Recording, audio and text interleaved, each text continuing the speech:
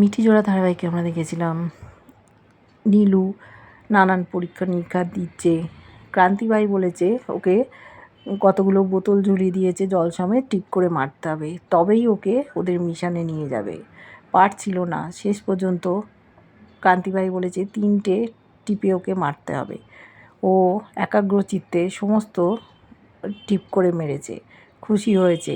এবার খবর পেয়েছে ওরা একজন গ্রামের লোক যার পাতকো আছে, সেই পাতকোর জল বাচ্চারা খেত কেন? ওদের ক্ষতি করার জন্য পাতকোতে বিষ মিশিয়ে দিয়েছিল। সেই জল খেয়ে অনেকগুলো বাচ্চা মরে গেছে। তাই লোকটাকে ধরে আনবে, সেই মিশনে গেছে নীলু।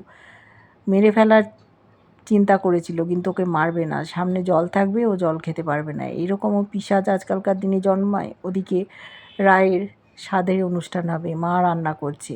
অনির্বাণ এই খবরটা পেয়েছে, কিন্তু জানতে পারছে না নীলু এদের সাথে যুক্ত। চলে এসছে অনির্বাণের মা, বাবা, বোন, সকলে মিলে হইচই করছে, কিন্তু ওর মা এখনও ঠেস দিয়ে কথা বলছে রায়কে।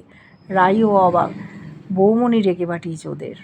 দেখতে থাকবো ওদের সংসারটা আগের মতো সুখে দুঃখে কাটে কিনা।